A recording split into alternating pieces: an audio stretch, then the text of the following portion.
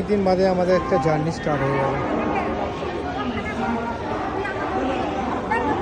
আমরা এখন যাচ্ছি হচ্ছে একদম পাহাড়ে যেখানে বরফ, -ডিগ্রি সব কিছুই পেয়ে যাব।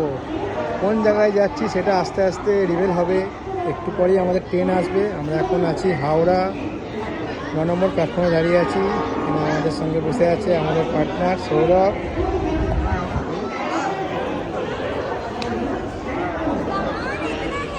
সমস্ত জিনিস নিয়ে নিয়েছি, প্রচুর জিনিসপত্র হয়ে গেছে,